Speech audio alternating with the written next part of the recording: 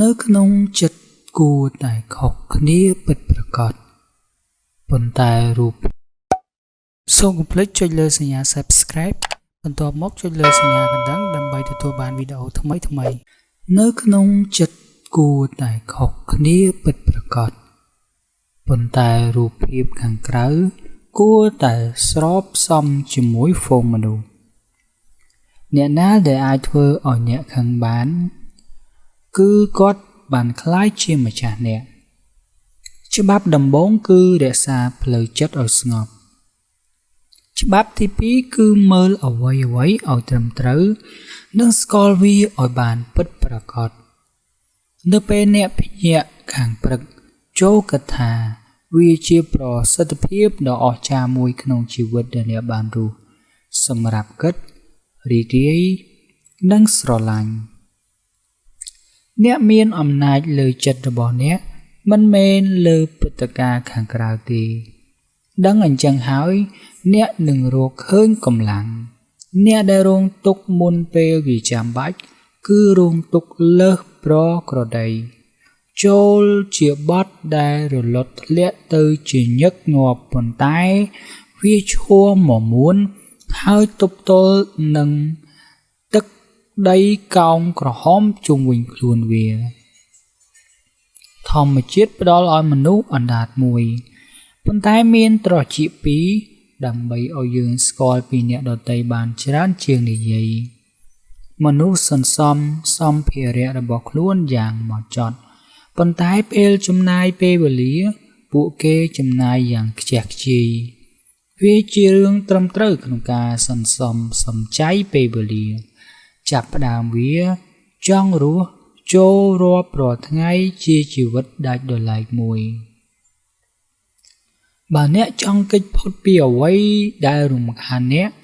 អ្វីដែលអ្នកត្រូវការមិនមែនជាកន្លែងថ្មីទេប៉ុន្តែជាការជាមនុស្សថ្មីរហូតដល់ពេលយើងបានសាកល្បងគ្មានវាទើបយើងដឹងថារបស់មួយចំនួនគ្មានសារៈសំខាន់យើងប្រើវាមិនមែនដោយសារត្រូវការតែព្រោះយើងមានវាប្រសិនបើបរិសម្នាក់មិនដឹងថាគេកំពុងជិះទៅកំពង់ផែណាខ្យល់ណា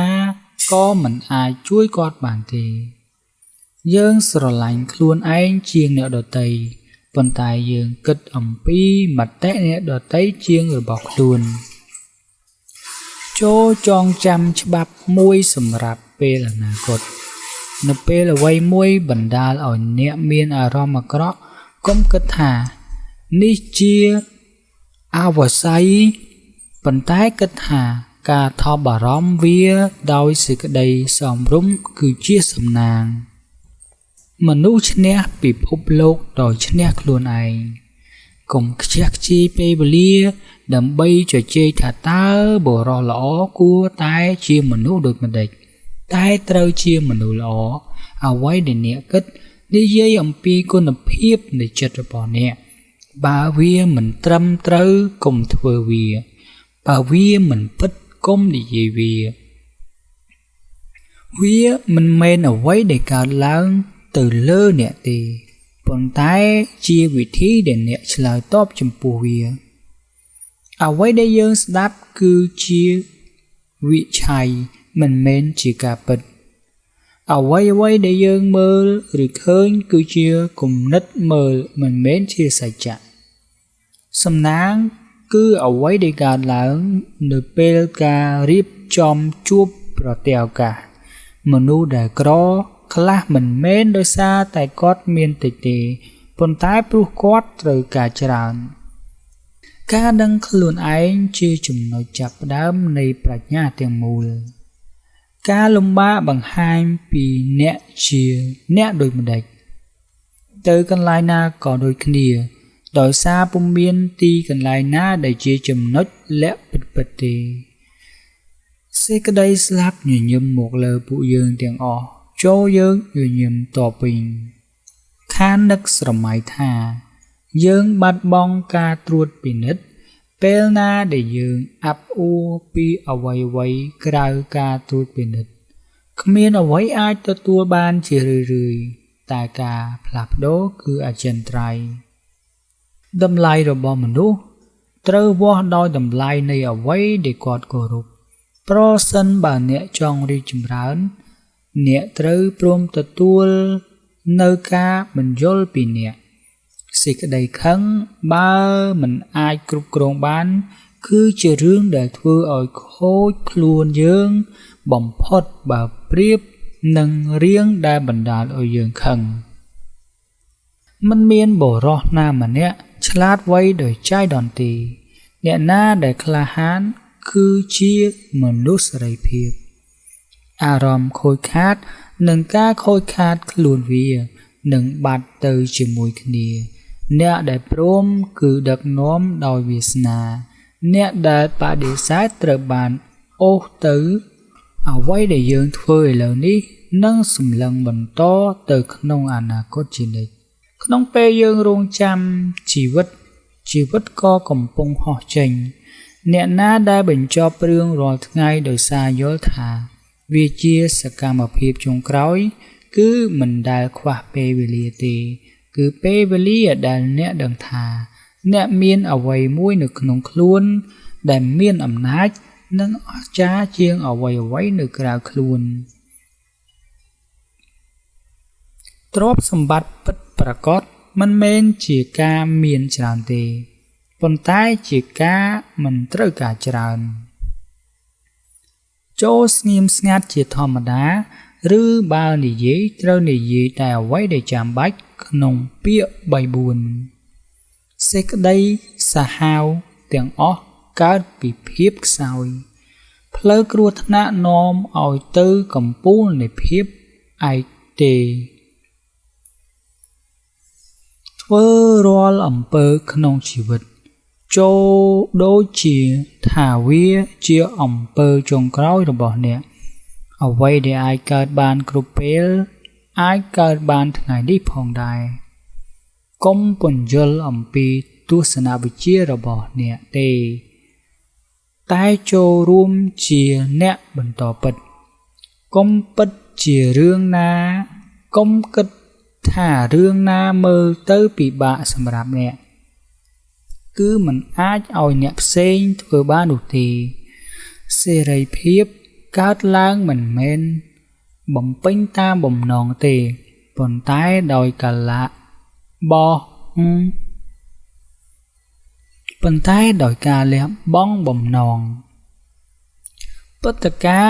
មិនបង្កើតមនុស្សទេវាបង្ហាញថាគេជាអ្នកដូចម្ដេចអ្វីដែលត្រូវភ័យមិនមែនជាសេចក្តីស្លាប់ទេប៉ុន្តែជាការមិនដែលចាប់ផ្ដើមរស់កុំរួមគ្នាជាមួយមនុស្សណាដែលទាញអ្នកចុះតែរួមជាមួយអ្នកដែលលើកទឹកចិត្តនិងធ្វើឲ្យអ្នកក្លាយជាអ្នកល្អបំផុតមនុស្សមាននៅលើโลกនេះដើម្បីជួយគ្នាដូច្នេះកុំរំលងពួកគេឬសូម្បីតែសិក្សាអំពីការអត់ធ្មត់ក្នុងការរស់នៅជាមួយពួកគេវាអាចបំផ្លាញជីវិតអ្នកបានប្រសិនបើវាបំផ្លាញអរិយធម៌របស់អ្នក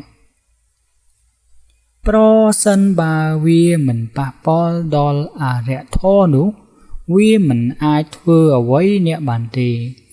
សុភមង្គលក្នុងជីវិតអាស្រ័យលើគុណភាពនៃគំនិតរបស់អ្នកការប្រកបដោយសិទ្ធិក្នុងការអាននិងសរសេរត្រូវការអ្នកណាមួយសមរហូតលើកាន់តែសំខាន់ក្នុងជីវិតផងដែរ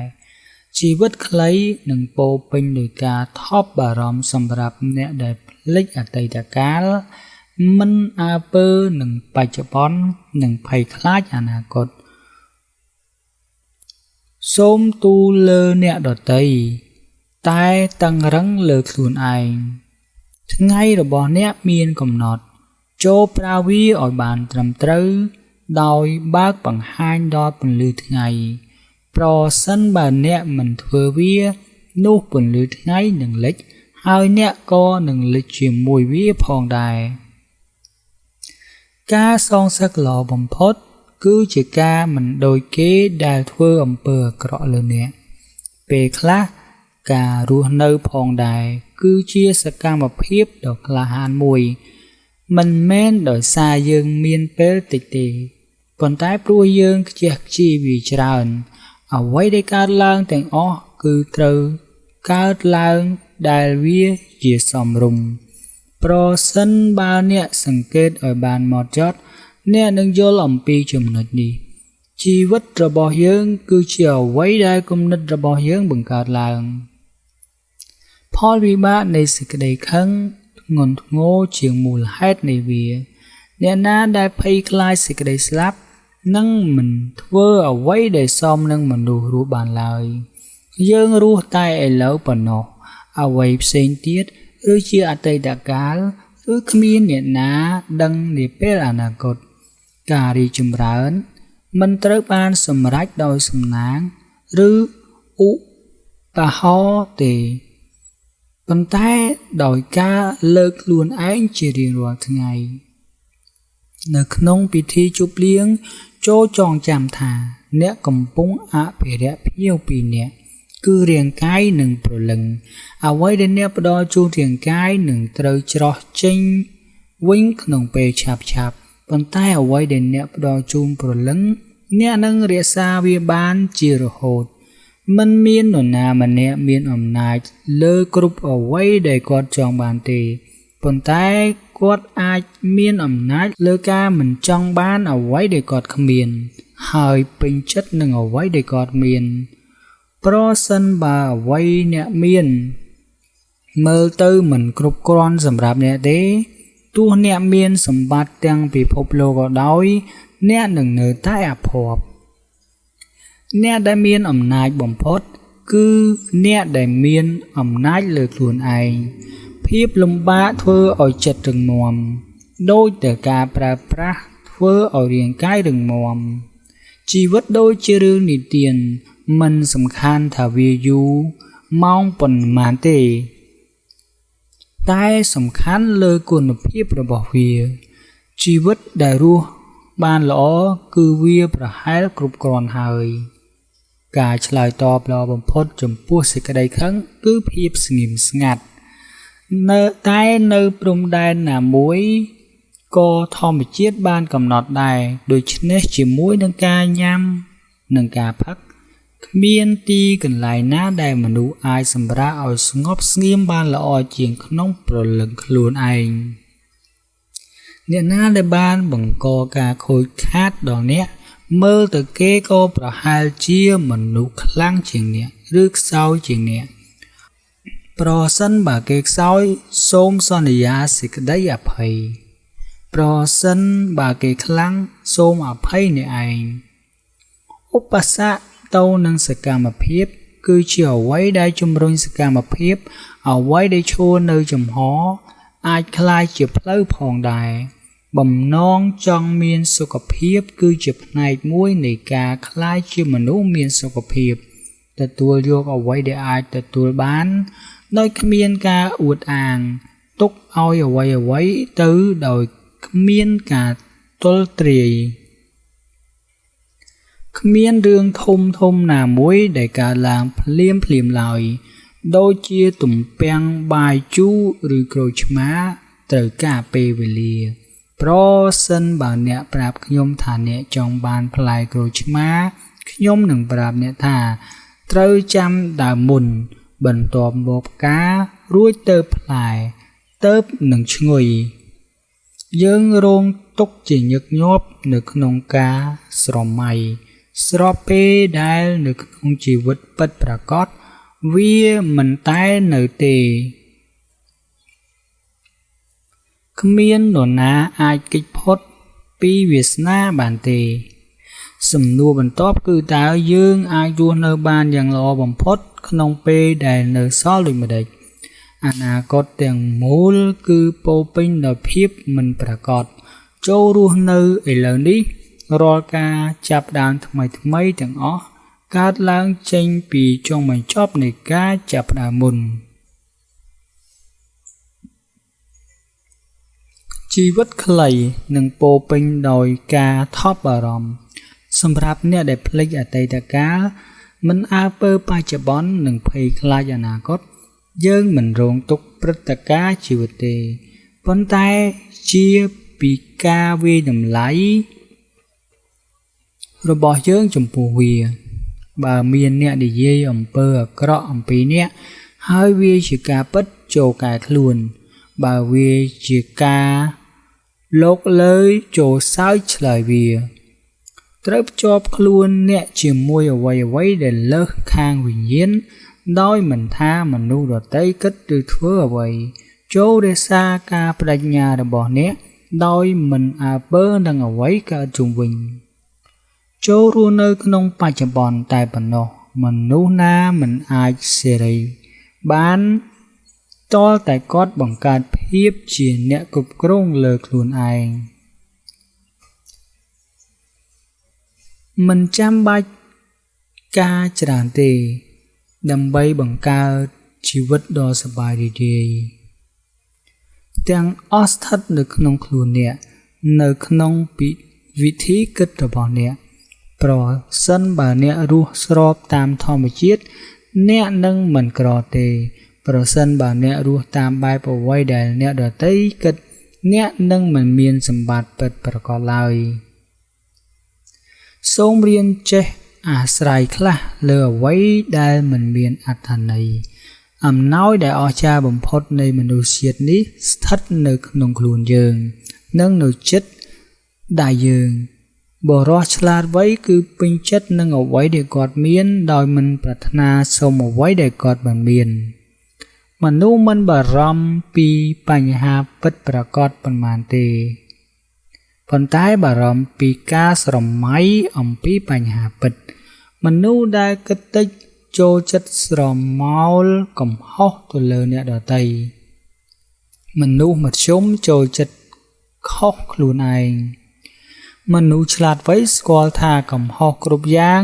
គឺជាសម្រង់មិនសមរម្យគោរពអតីតកាលបើកចិត្តទៅអនាគតជីវិតដែលយើងទទួលមិនមែនខ្លីទេ